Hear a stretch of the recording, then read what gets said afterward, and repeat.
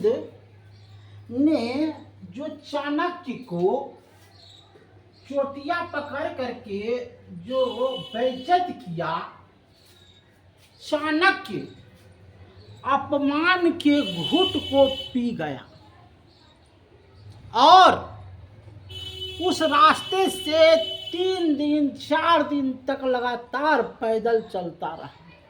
चाणक्य कहा, बोलो, जिस आदमी को हम समझाने गए और वो मेरी चोटी को, शिखा को पकड़ करके लात मारा, हम क्या करें।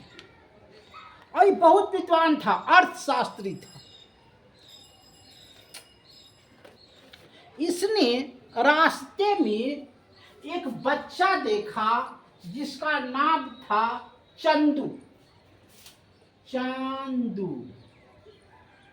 चंदू को देखा क्या कि यह जो है गुल्ली डंडा में बहुत तेज से मारता, कोई भी खेल में आसानी से जीत जाता था। उसके खेल को चाणक्य देख रहा था।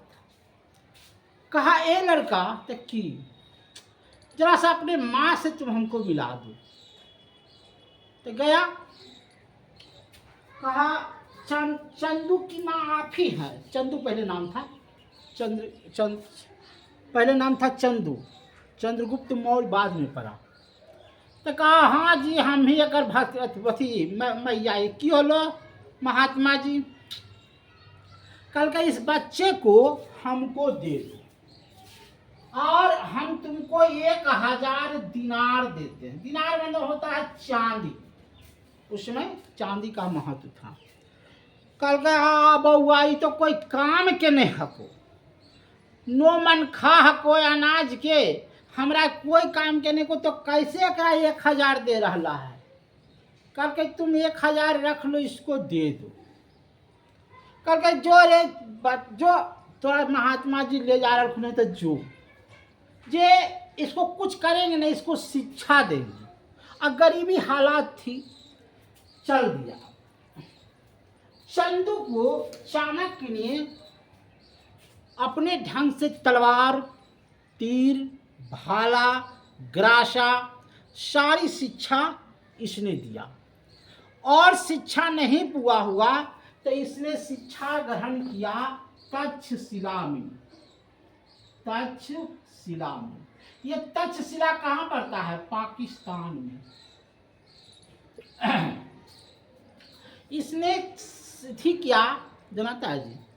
तक्षशिला, हाँ ठीक है, जानता है। तक्षशिला पाकिस्तान में पड़ता है, वहाँ शिक्षा इसने दिया। और उसके बाद जब शिक्षा ग्रहण हुआ तो 322 ईस्वी में इसको लाया। किसको लाया? चंद्रगुप्त को। कहा, आज से नाम तुम्हारा रहेगा चंद्रगुप्त मौर्य। इसने सबसे पहले घनानंद पर आक्रमण कर दिया। अब घनानंद की हत्या कर करके उसके गद्दी पर बैठा। अब देखिए, मगध का साम्राज्य हर्यक वंश, नागवंश और नंदवंश, तीनों वंश समाप्त। एक साधारण आदमी चंद्रगुप्त मौर्य जो था, एक साधारण आदमी था और उसको क्या किया? गद्दी पर बैठाया, पूरे भारत की गद्दी पर। किसने बैठाया? चाणक्य ने बैठाया। कहा, तुम जो है अब गद्दी संभालो। जब ये घनानंद को हरा दिया तो इसने पूरे भारत में, जैसे पाकिस्तान पर राज था सेलुकस का। सेलुकस को हराने के लिए चल दिया। घमंड हो गया था कि हमको क्या कुछ मारेगा। वास्तव में 305 ईस्वी में, 322 ईस्वी में बैठा, 305 ईस्वी में सेलुकस को हरा दिया। सेलुकस जो था किसका आदमी था? सेलुकस था, याद कीजिए, हमने सिकंदर का सेनापति था। पाकिस्तान जब जीता था सिकंदर, अब पाकिस्तान जीत करके सिंधु नदी को पार करने लगा, तो वहीं पर सेलुकस जो है उस सेनापति था और कहा कि इस पर हम राज करेंगे। राज था किसका? सेलुकस का। कौन राजा था? सिकंदर। लेकिन जब चंद्रगुप्त मौर्य से सामना हुआ तो इस सेलुकस जो है बुरी तरह से इसकी सेना में भगदड़ मच गई, हार होने लगा, छितिर बितिर होने लगा, यहाँ तक कि सेलुकस की मौत होने लगी। कहा अगर जो अबरी हम युद्ध में गए तो मेरी मौत निश्चित है। इसने अपनी बेटी हेलेना को साड़ी पहनाया, साड़ी उड़ी पहनाया, कहा गई बेटी तू साड़ी पहन ले, तो कहा ठीक है। और तलवार उलवार दे दिया और कहा जो चंद्रगुप्त के सामने तू लड़ गन, ठीक है। गया, कहा आज हम लड़ेंगे, तलवारिया निकाला, एक मरते चंद्रगुप्त एक के मरते मारा, बस शरीबा तरीबा खुल गया और मुँह से नकाश पहनले था सब खुल गया। अब तो चंद्रगुप्त जो है उसके सामने क्या किया? हथियार डाल दिया। क्या किया? हथियार डाल दिया। कहा हम तुमसे युद्ध नहीं करेंगे, है न? तेरा रूप, तेरा यौवन, तेरा सुंदरता के आगे हम हार गए और तुम्हारा पिता कौन है, मैं तुमसे शादी करना चाहता हूं।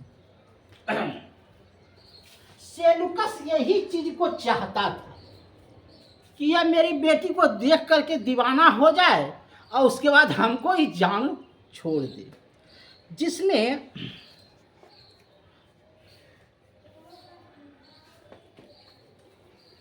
अब इसका क्या किया? हेलन के साथ चंद्रगुप्त मौर्य की शादी हो गई।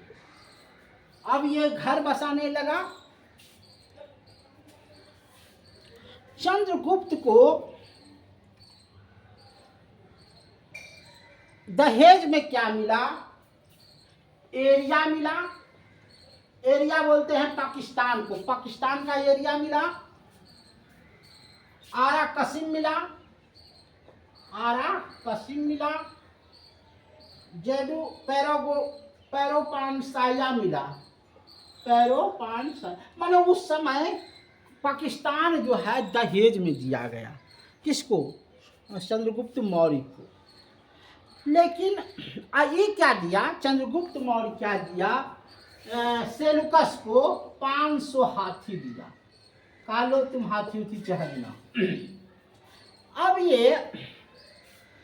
ये जो था कुछ ही बोलता है चंद्रगुप्त मौर्य, शादी विवाह किया, ऐश मौज किया, कहा दुनिया कुछ नहीं है, प्रेम है, प्यार है न? इसने भद्र बाहु से जैन धर्म की शिक्षा प्राप्त की। जहाँ देखो, जहाँ जैन धर्म आ गया वहाँ लड़ाई होबे नहीं करता। हम तो तुमसे पहले भी कहें कि जिसने जैन धर्म को अपनाया उसकी कभी लड़ाई करबे नहीं करेगा। जैन धर्म में दिखाया जाता है कि आपको सीधी सीधी क्या, आपको मतलब कष्ट देना है। अब यह क्या किया? श्रवण बेला कर्नाटका में चला गया। कहाँ?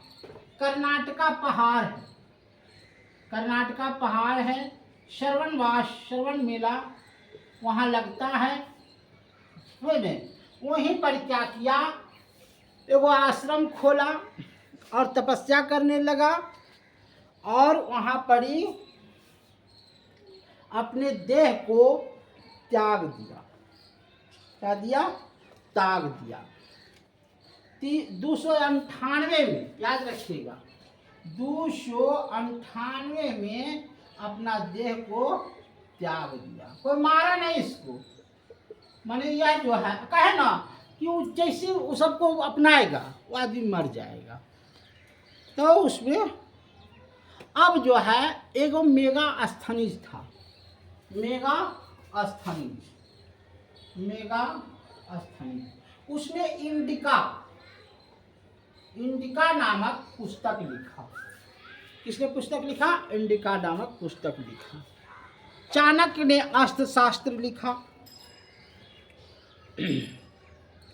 मेगास्थनी ने दास प्रथा को समाप्त लिखा।